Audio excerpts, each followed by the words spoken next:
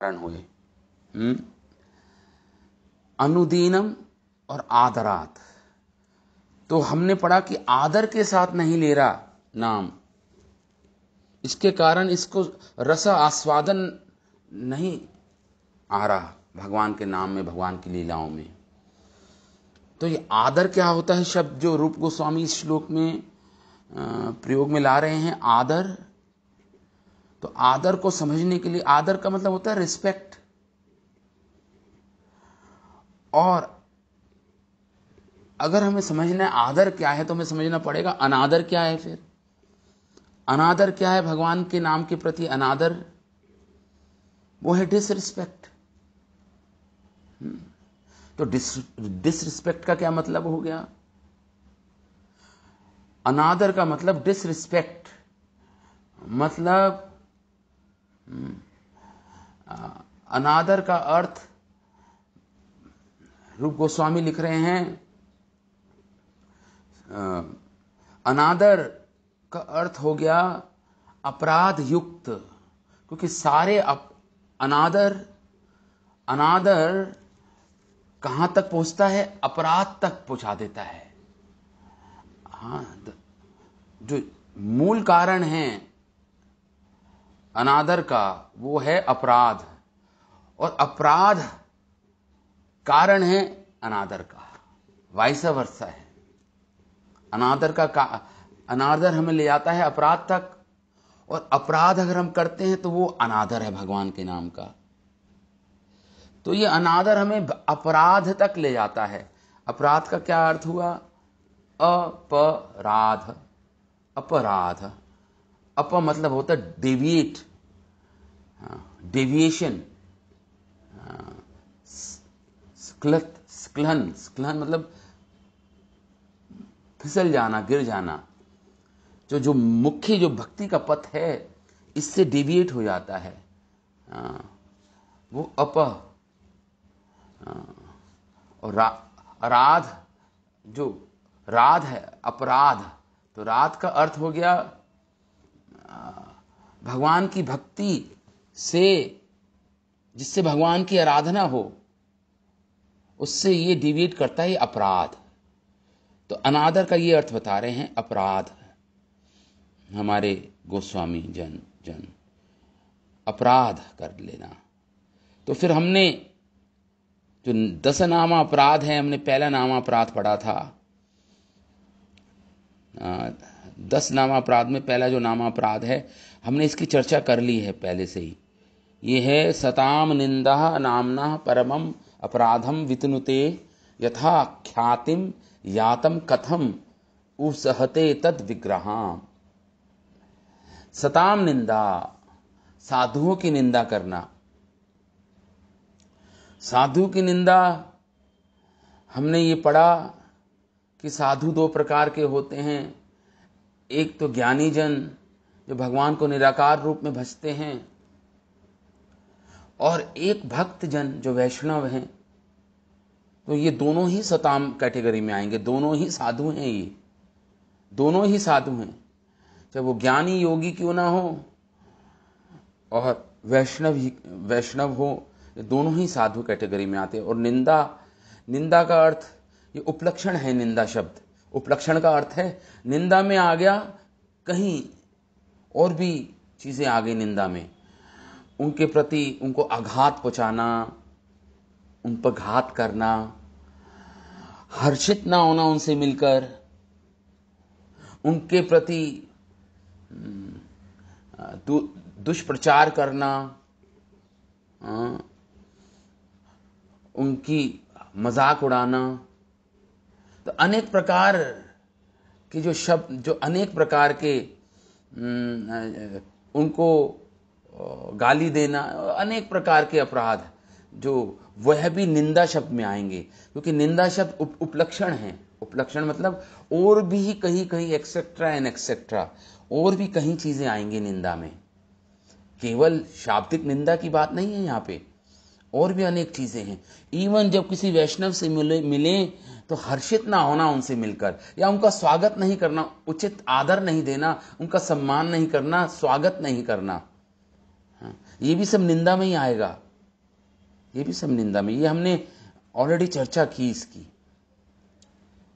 तो प्रथम नामा अपराध है, हम अनादर जो शब्द, आदर शब्द जो रूप गोस्वामी इस श्लोक में बता रहे हैं, हम अनादर को डिस्कस कर रहे हैं, क्योंकि अगर हमें अनादर पता चल गया तो आदर हमें स्वतः पता चल जाएगा। तो अनादर में हम डिस्कस कर रहे हैं अपराध। तो पहला नाम अपराध है सताम निंदा नामना परमम अपराधम वितुनुते। पहला है साधुओं की निंदा करना, ये पहला परमम सुप्रथम नाम अपराध है। यथा ख्यातिम, क्यों सुप्रथम रखा है इसको हरि भक्ति विलास में भी ये श्लोक है, पद्म पुराण में भी ये श्लोक आते हैं, नामापराध 10 नामापराध। इसको प्रथम नामापराध की श्रेणी में क्यों रखा है इसको? क्योंकि यथा ख्यातिम यातम कथम उसहते तत् विग्रहा, ये नाम सहन नहीं कर सकता ऐसे साधुओं की निंदा करना जो साधु भगवान के नाम की ख्याति फैला रहे हैं, भगवान के नाम का प्रचार प्रसार कर रहे हैं, मतलब भगवान के नाम की महिमा बता रहे हैं संसार को। कृपापूर्ण होके भगवान के नाम की ख्याति फैला रहे हैं, फेमस कर रहे हैं, महिमा फैला रहे हैं। वो नाम कैसे सह लेगा, वो सहते, वो कैसे सह लेगा ऐसे वैष्णवों की निंदा जो नाम की ख्याति फैला रहे हैं, भगवान के नाम की ख्याति फैलाकर जीवों का उद्धार कर रहे हैं। ये नाम नहीं सहन कर पाता ऐसे वैष्णवों की निंदा, इसलिए प्रथमम फर्स्ट नामापराध है। ये हमने डिस्कस किया था। आज हम दूसरा नामापराध डिस्कस करेंगे। ये हमने चर्चा कर ली थी फर्स्ट नामापराध की। दूसरा नामापराध क्या है? हरि भक्ति विलास में आता है और पद्म पुराण में भी आता है। हरि भक्ति विलास में शिवस्य श्री विष्णु इह गुण नामादि सकलम धिया भिन्नम पश्येत स खलु हरि नाम हितकरः। ये दूसरा नाम अपराध है, नाम के प्रति जो अपराध होता है। शिवस्य श्री विष्णु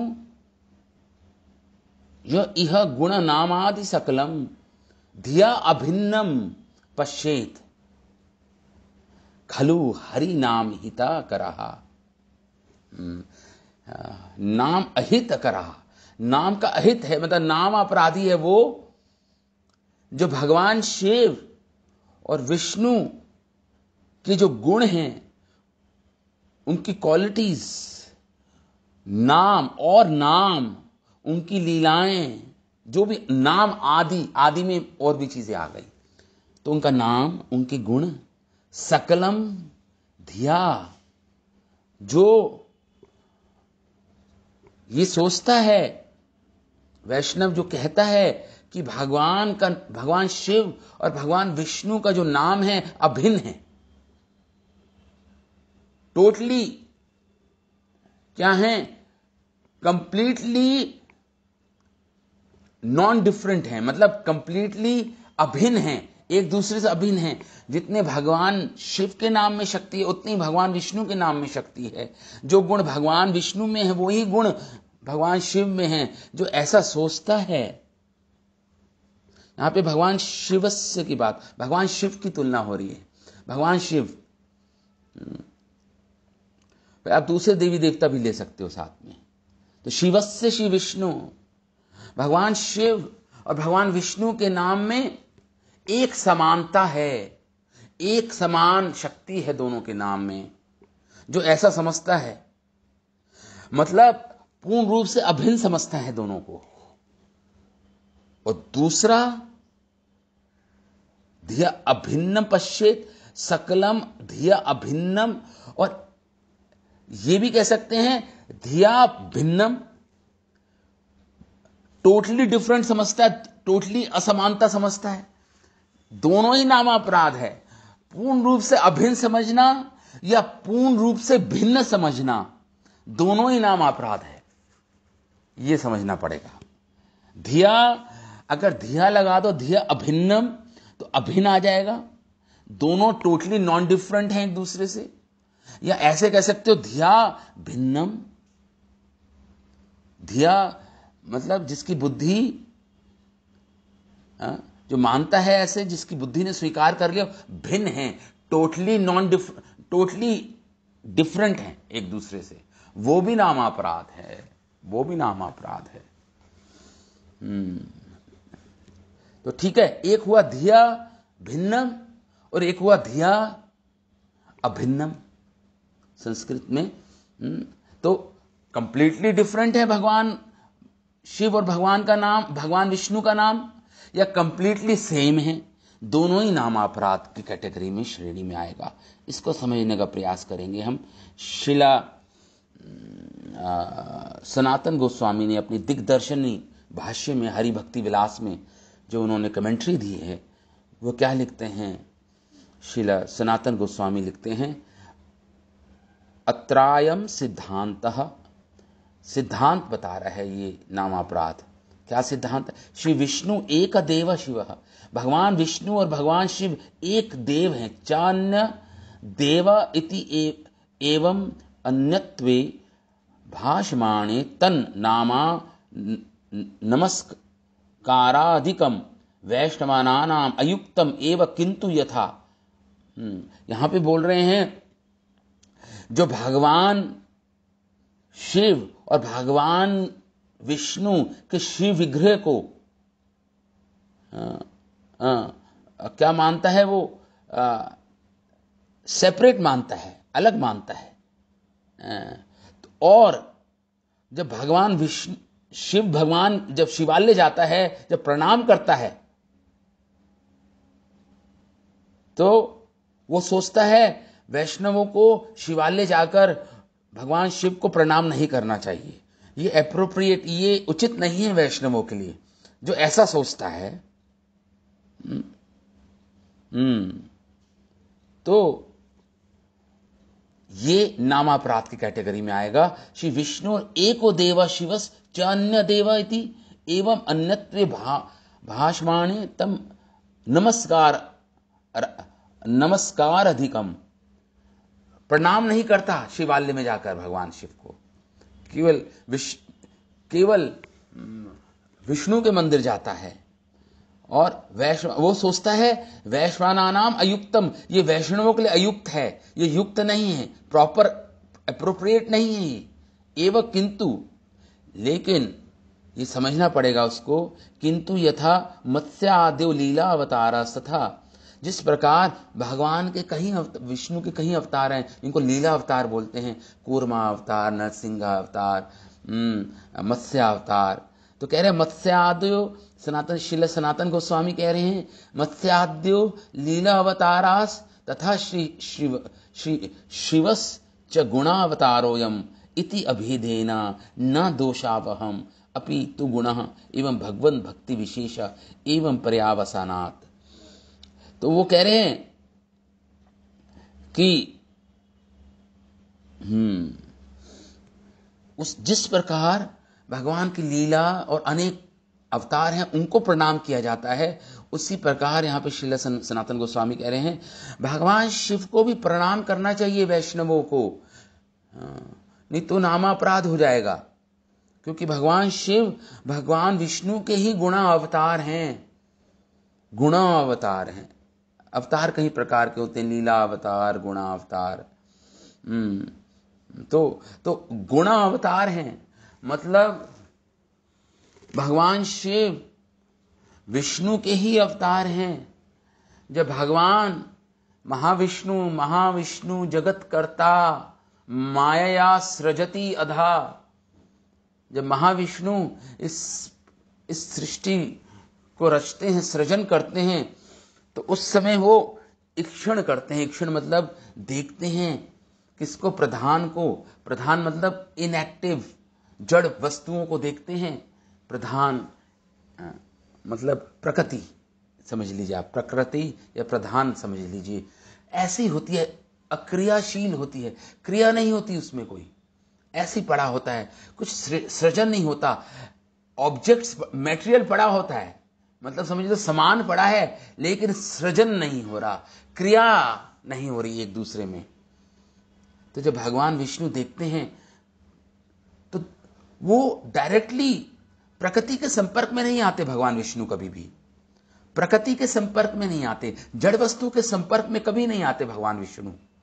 इसलिए उनका देखने का अर्थ हुआ जब वो दृष्टिपात करते हैं किस पर, प्रधान पे या प्रकृति पर, जिसके बाद क्रिया शुरू होगी। और भगवान विष्णु माया या प्रकृति या प्रधान डायरेक्टली नहीं देखते। इस कार्य के लिए सदाशिव जो भगवान विष्णु से अभिन्न हैं, जो वैकुंठ लोक में रहते हैं, सदाशिव और भगवान विष्णु में कोई अंतर नहीं है। तो जब हमने श्री अद्वैताचार्य का आविर्भाव दिवस बनाया था, उस समय ये डिस्कस किया था मैंने कि सदाशिव और भगवान विष्णु में कोई भिन्नता नहीं है। सदाशिव विष्णु ही हैं और सदाशिव जी से विस्तार होता है भगवान शंभु का या रुद्र का या भगवान शिव का।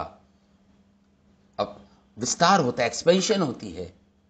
वो जो रुद्र होते हैं या शंभु या शिव, वो देखिए भगवान से अभिन्न है, सदाशिव भगवान से अभिन्न है, उनके विस्तार हैं।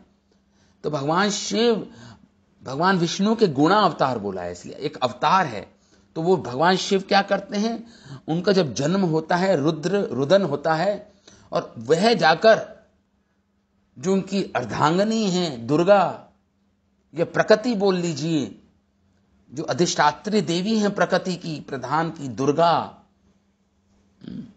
उनसे जाकर वह संभोग करते हैं, उनसे जाकर यूनियन होता है भगवान शिव और प्रकृति का, और फिर सृष्टि आरंभ होती है। सृष्टि वहां से आरंभिक अवस्था है वो सृष्टि की, जब भगवान शिव जो भगवान विष्णु के ही गुणा अवतार हैं, वे जाके प्रकृति के साथ यूनियन करते हैं, मिलते हैं, तो प्रकृति को एक्टिवेट करते हैं। एक्टिवेट मतलब प्रकृति क्रियाशील हो जाती है और सृष्टि आरंभ हो जाती है। इसलिए हम शिवलिंग की पूजा करते हैं। तो भगवान मैटेरियल वर्ल्ड को, मतलब भौतिक संसार से डायरेक्ट संपर्क में नहीं आते भगवान विष्णु।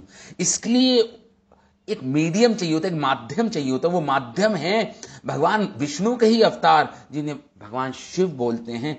वो है शिव जाकर अपनी पत्नी दुर्गा से मिलकर यूनियन करके इस सृष्टि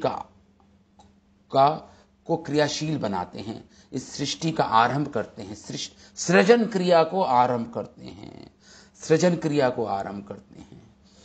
इसलिए यहां पे बोल रहे हैं हमें भगवान शिव और भगवान विष्णु में कोई अंतर नहीं करना चाहिए वैष्णवों को, और अंतर करना भी चाहिए। दोनों बातें हैं, इसे बोलते हैं अचिंत्य भेद अभेद तत्व, साइमल्टेनियस वननेस एंड डिफरेंस।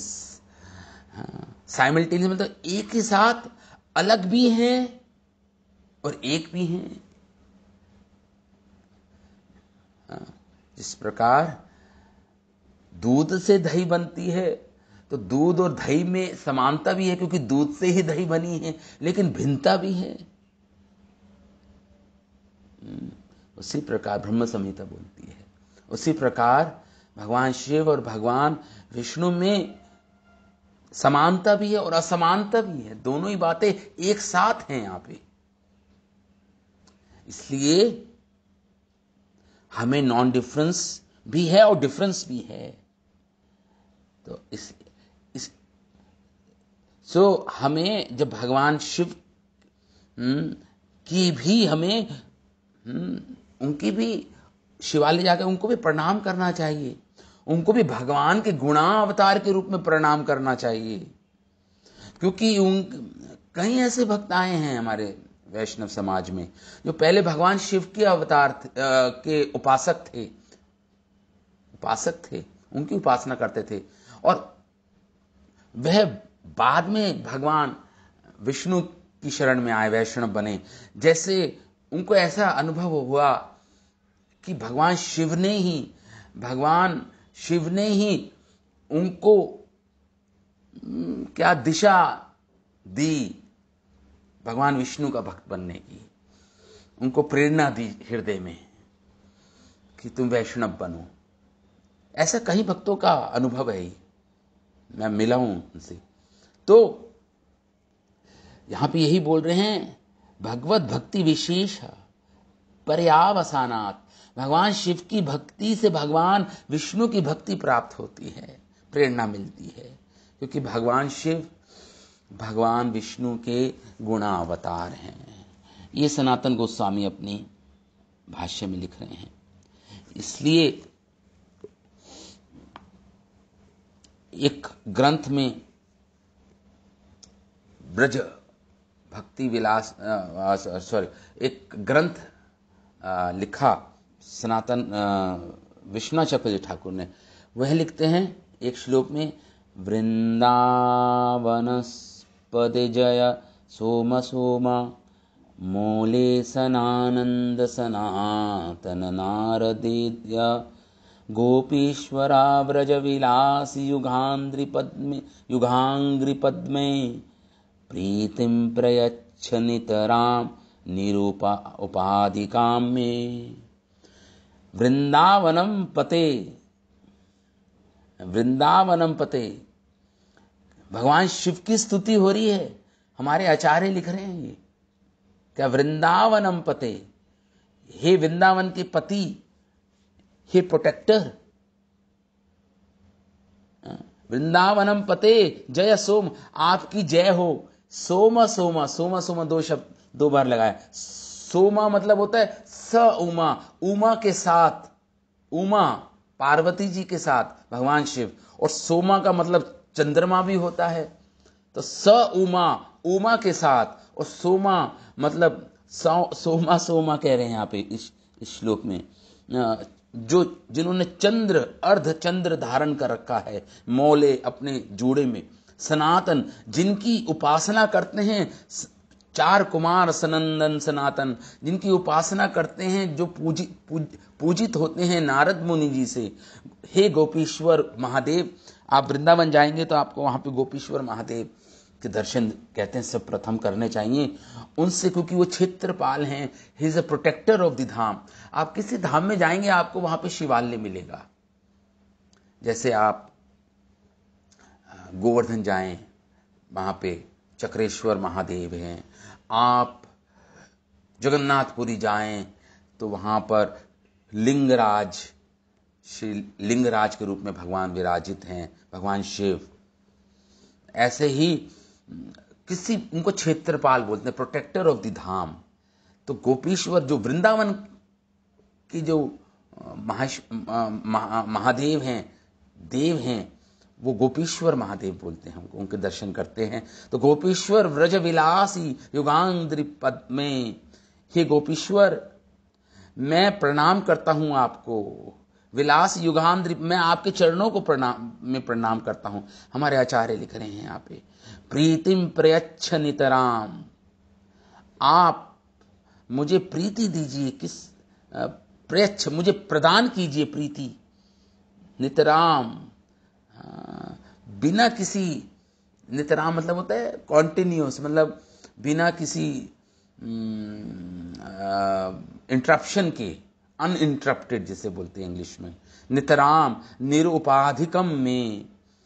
और मुझे भी व्रज में जो राधा कृष्ण की जो लीलाएं हुई हैं उसमें मुझे प्रदान कीजिए, उसमें मैं भी उसका रसास्वादन कर पाऊं, भगवान राधा कृष्ण की लीलाओं का व्रज में। ऐसे हम प्रार्थना करते हैं गोपीश्वर महादेव से। हमारे आचार्यों ने ऐसी प्रार्थना की है, हो हस्बैंड ऑफ पार्वती, प्लीज मुझे भी प्रेम दीजिए, व्रज प्रेम दीजिए मुझे भी। इसलिए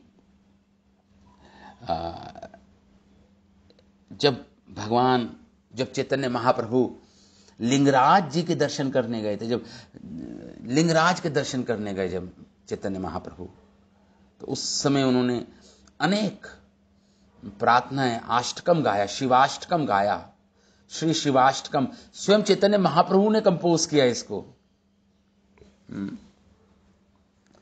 उसमें पहला एक श्लोक हम पढ़ लेते हैं, नमो नमस्ते त्रियधीश्वराय भूतादिनाथाय मृदाय नित्यं गंगातरंगोहितबालचंद्रा चूड़ाय गौरी नयनोत्सवाय। स्वयं चैतन्य महाप्रभु गा रहे हैं इसको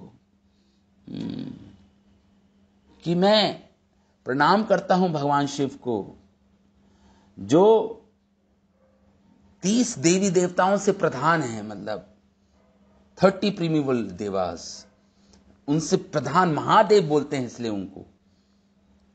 और जो मूल कारण है सृष्टि के, उनका चरित्र कृपा से भरा हुआ है, जो अपने शीश पर, अपने जूड़े में अर्ध चंद्रमा धारण करते हैं, और गंगा जी जिनके जूड़े से पृथ्वी पर आती हैं, वो माता पार्वती की आंखों के उत्सव हैं, नयनों के उत्सव हैं। ऐसे भगवान शिव की मैं प्रार्थना करता हूं, उनके चरणों में मैं चूड़ाया गौरा नयन उत्सवे, गौरी के नयन उत्सव हैं, ऐसे भगवान शिव को मैं प्रणाम करता हूं। नमो नमस्ते त्रिअधीश्वराया। त्रिअधीश्वरा मतलब 30 देवास, जो 30 देवी देवता मुख्य होते हैं उनके प्रधान हैं भगवान शिव। त्रिअधीश्वराया भूतादिनाथाय, जो सारे जीवों के नाथ हैं। मृदाय नित्यम, जो आनंद प्रदान करने वाले हैं सबको नित्य। गंगा तरंग उत्थिता, जिनके जूड़े से गंगा जी का उद्भव होता है, उद्गम होता है। उत्थिता बालचंद्र चूड़ाया गौरी नयन उत्सवे।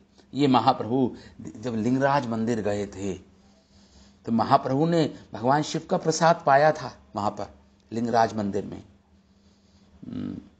चैतन्य चरितमिता में आता है। तो भगवान शिव जब दक्षिण भारत की यात्रा पे भी गए, जब महाप्रभु, उस समय भी उन्होंने अनेक शिवालयों, जो रास्ते में शिवालय आते थे, प्रणाम करते थे चैतन्य महाप्रभु। तो इसलिए भगवान शिव हरि भक्ति विलास में कहीं श्लोक आ रहे हैं यहाँ पे। परात परत परम यान्ति नारायण परायण न तत्र गमिष्यन्ति द्विषन्ति महेश्वरम। कह रहे हैं कि जो भगवान शिव, जो भगवान नारायण के भक्त हैं, वैष्णव हैं, उनको जो परात परम है, मतलब जो भगवान विष्णु हैं, इस सबसे देवेश्वर हैं, मतलब सारे देवी देवताओं के भी ईश्वर हैं, भगवान हैं स्वयं वो। परात परत्रम, परत्रम मतलब सबसे टॉप मोस्ट, परात उनसे भी परे भगवान शिव यान्ति, वो विष्णु लोग जाते हैं। जो नारायण के परायण होते हैं, जो नारायण के भक्त होते हैं, वो विष्णु लोग जाते हैं। परात परत्रम मतलब वैकुंठ, गोलोक वृंदावन जाते हैं। न ते तत्र गमिष्यन्ति, लेकिन वो नहीं जाएंगे वैकुंठ।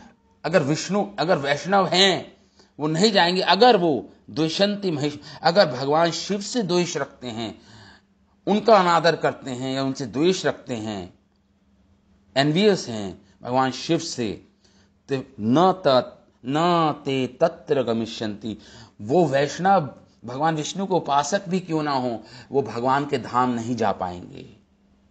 जो परत परम जो भगवान विष्णु हैं, जो परम परमेश्वर हैं, उनके पास नहीं जाएंगे। जो भगवान शिव से द्वेष रखते हैं, ये हरि भक्ति विलास में लिखा है ऐसा।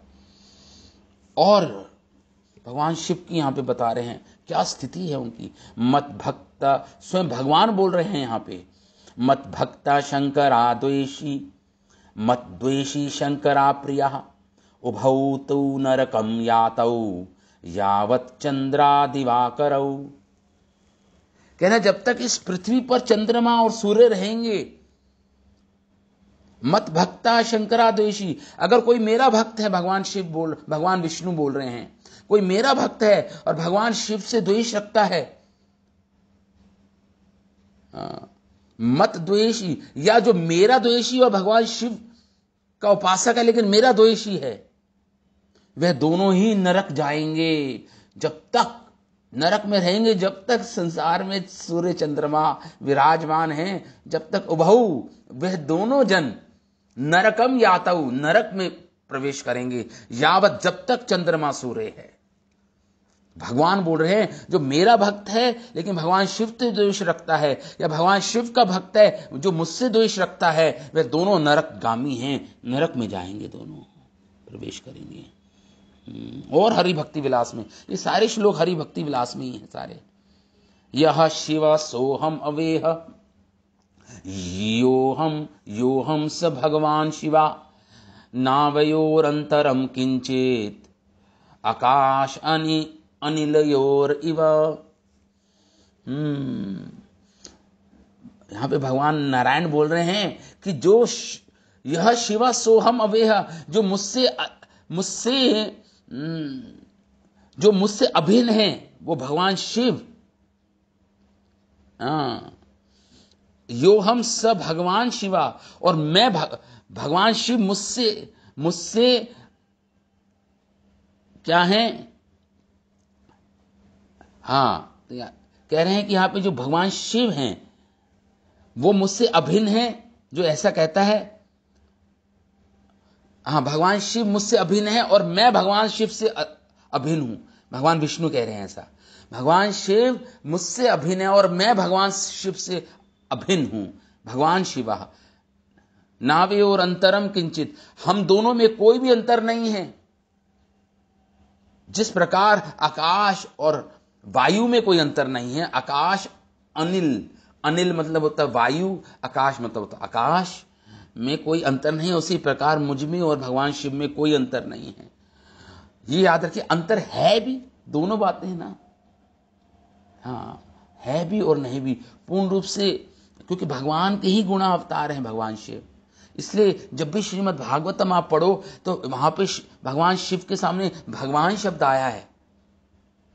इसलिए सारी देवी देवताओं से, इसलिए उनको महादेव बोला है, सारी देवी देवताओं के भी देवेश्वर है वो, अधीश्वर है वो, इसलिए उनको महादेव बोला है।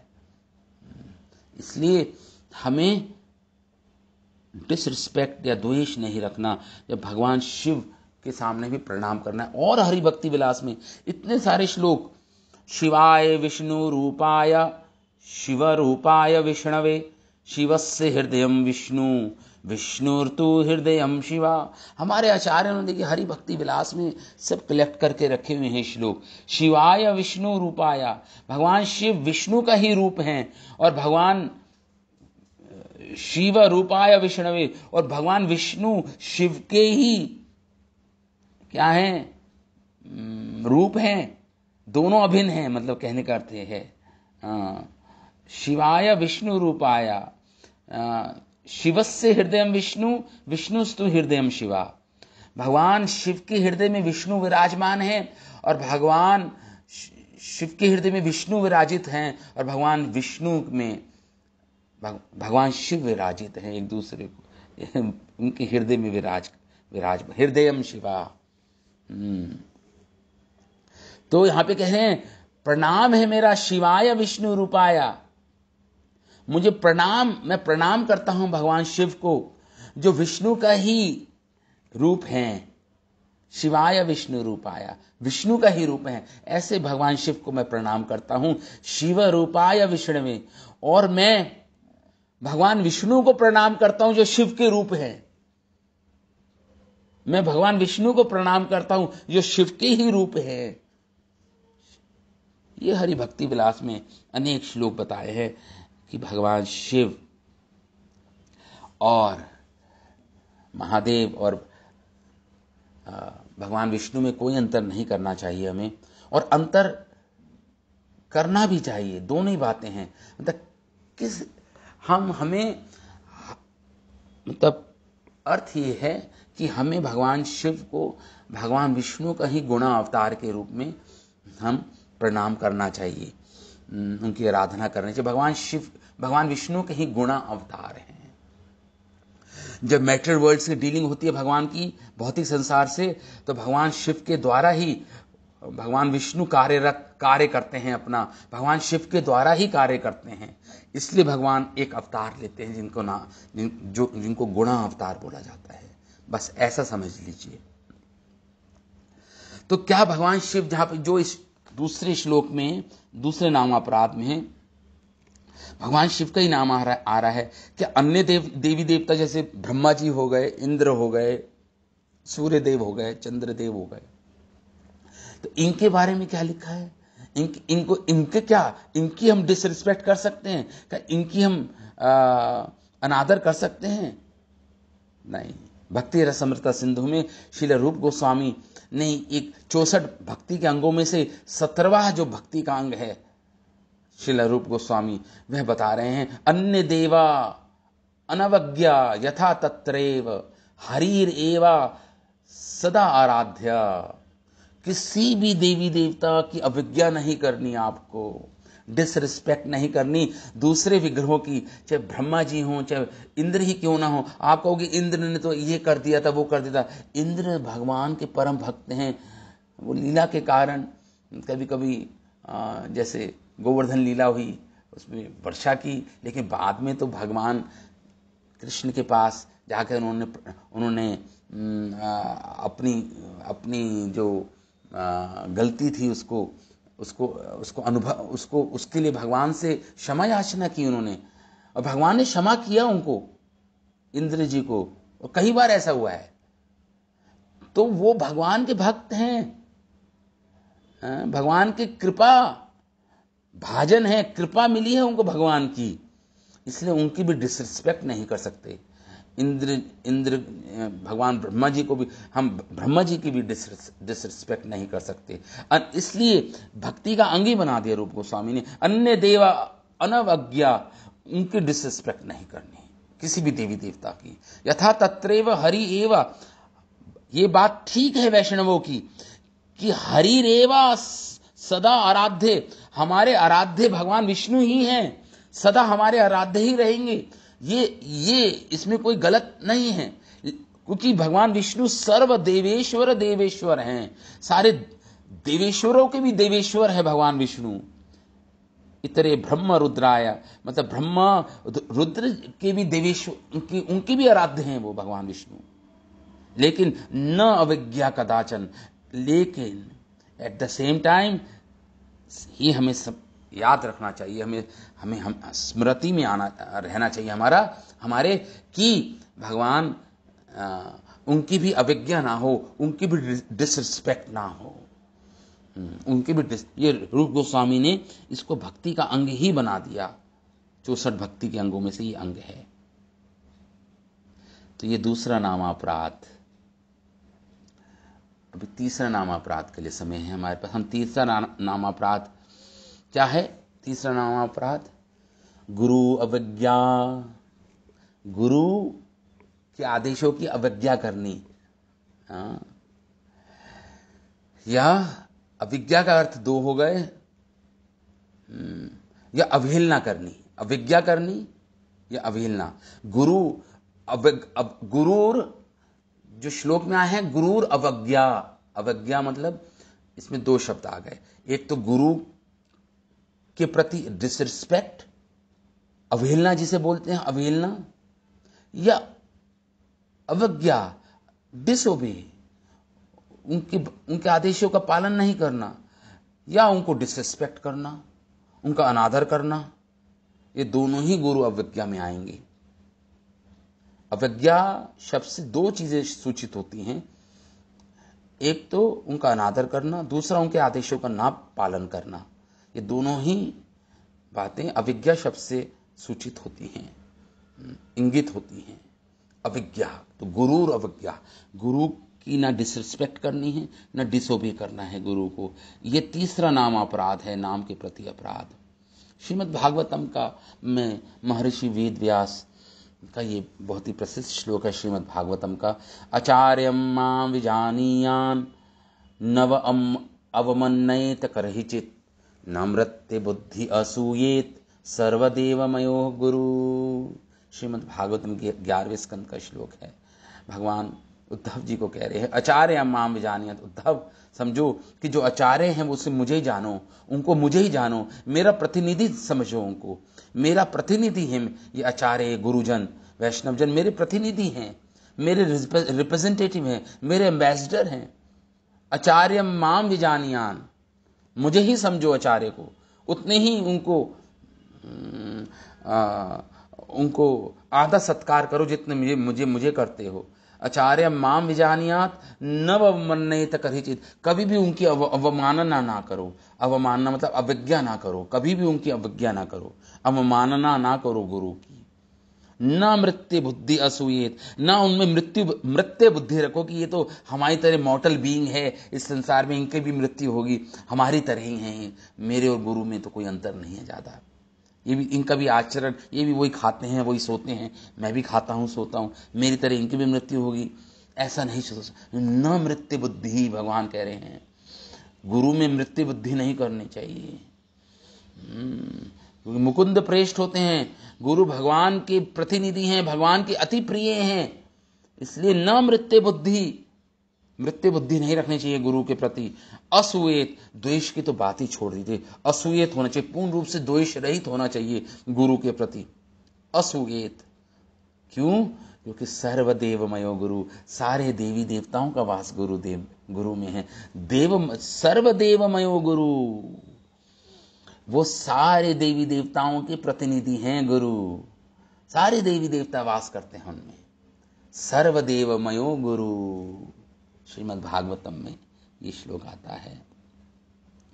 श्रील भक्तिविनोद ठाकुर लिखते हैं, श्रील भक्तिविनोद ठाकुर लिखते हैं कि गुरु अवज्ञा के संबंध में लिखते हैं श्री भक्तिविनोद ठाकुर, जो तीसरा नामापराध है जिसको हम अभी जिसकी चर्चा कर रहे हैं, गुरु अवज्ञा।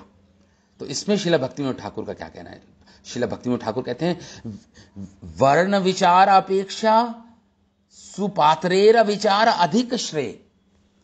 कह रहे हैं गुरु किस वर्ण का है, ब्राह्मण है, क्षत्रिय है, वैश्य है, शूद्र है, किस वर्ण का है, इस पे कोई विचार नहीं करना चाहिए एक शिष्य को।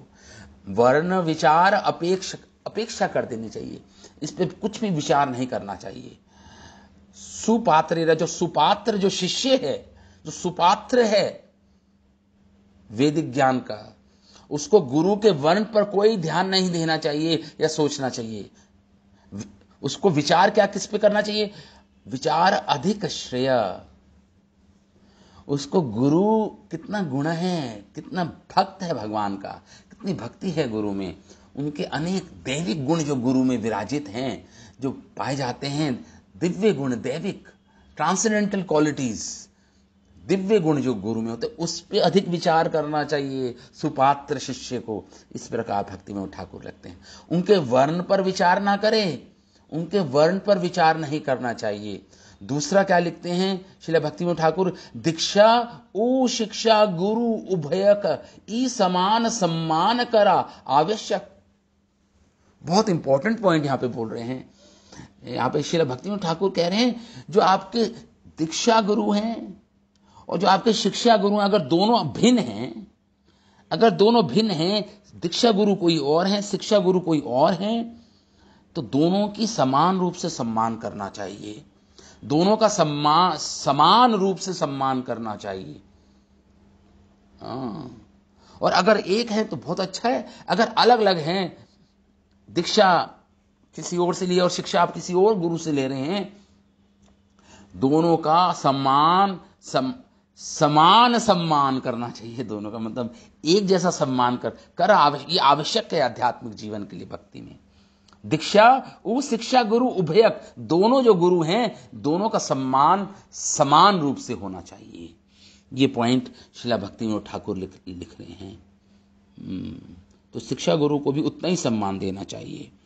और इसमें श्रील भक्तिविनोद ठाकुर और हमारे हरि भक्ति विलास में सनातन गोस्वामी क्या लिख रहे हैं?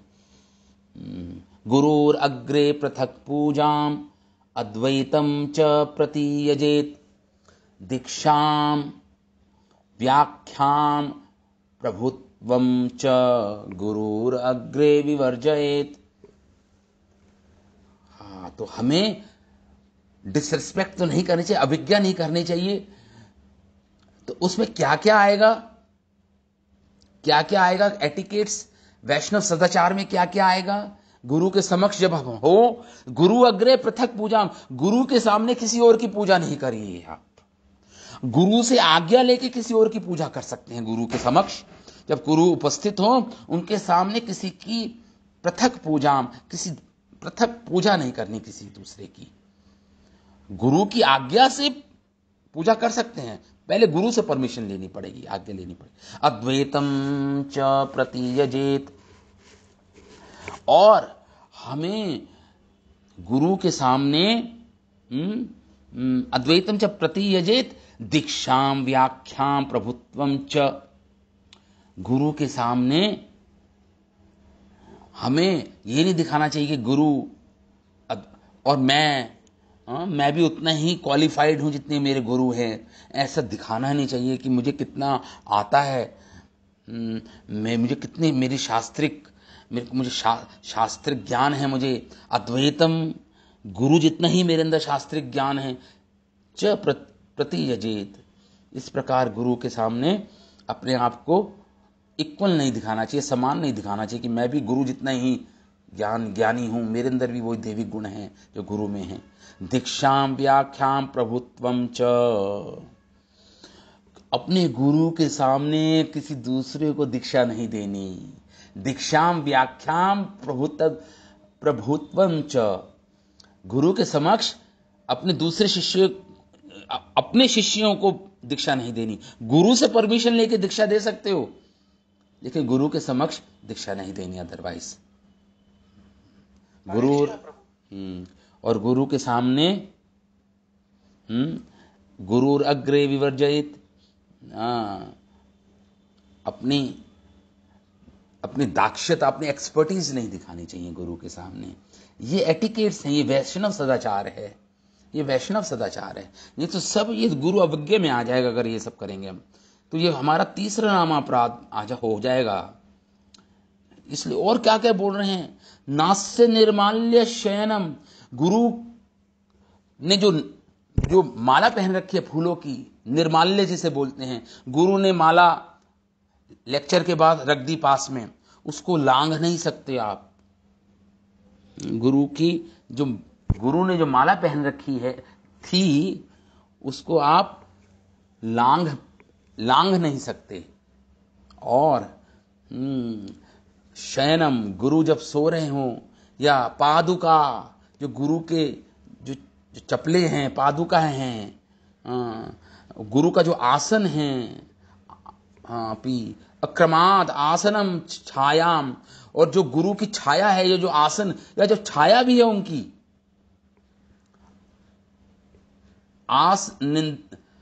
आसन दिम व कदाचना, उनको भी आप कभी लांघ नहीं, उनको भी रिस्पेक्ट दिखानी है।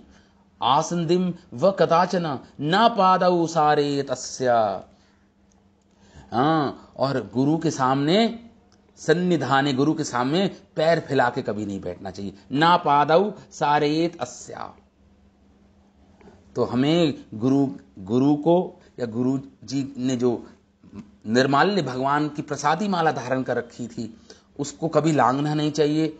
हमें गुरु के जो शयन हैं, उनके जो पादुकाएं हैं, उनका जो आसन है, उनकी जो परछाई है गुरु की, उनकी कुर्सी है गुरु की, या जो भी है, वन शुड वो, उसको हमें कभी लांघना नहीं चाहिए, कभी लांघना नहीं चाहिए। और गुरु के सामने कभी भी अपने पैर, अपने पांव पसार के नहीं बैठना चाहिए। ये सारे एटिकेट्स हैं गुरु के समक्ष। गुरुर अग्रे पृथक पूजाम, तो ये सब नहीं करना चाहिए गुरु के समक्ष। बाकी और भी ये सब हरि भक्ति विलास के श्लोक हैं, वैष्णव सदाचार के बारे में बता रहे हैं यहाँ पे सब। तो नातम अज्ञापयेन मोहात मोह के कारण, डिल्यूजन के कारण हमें गुरु की आज्ञा का पालन ना करें, ऐसा कभी नहीं होना चाहिए। तस्य आज्ञम न च लंघयेत, उनकी आज्ञा का कभी उल्लंघन नहीं करना चाहिए, लांघना नहीं चाहिए। न निविद्य गुरु किंचित, गुरु के सामने कुछ खाना नहीं चाहिए। न नैवेद्य, जो नैवेद्य है, जो प्रसाद है भगवान का, गुरु के सामने ना ले। हाँ, अगर लेना चाहता है तो गुरु से परमिशन ले ले, आज्ञा लेके, भोक्तव्यम व गुरु तथा, फिर वो प्रसाद पा सकता है गुरु की आज्ञा से। इस प्रकार ये सब श्लोक गुरु में आएंगे। बाकी हम कल और डिस्कस करेंगे, समय हो चुका है। हम कल और गुरु अविज्ञा पे थोड़ा बोलेंगे, तीसरे नामापराध पे और चर्चा करेंगे। उसके बाद हम 10 नामापराध हम डिस्कस करेंगे, बहुत इंपॉर्टेंट है आध्यात्मिक जीवन में। 10 offences against chanting the Holi names of Krishna of Lord. तो ये अनादर हुआ, ये अपराध। तो अगर हमें आदर करना है तो हमें अनादर से बचना पड़ेगा। जब हम समझ जाएंगे कि आदर क्या होता है, तो अनादर से बचेंगे, फिर आदर करेंगे, तो हम भगवत प्राप्ति कर पाएंगे, कृष्ण प्रेम हम प्राप्त कर पाएंगे। तो ठीक है, कल हम पुनः इसी टॉपिक पे अपराध ही डिस्कस करेंगे।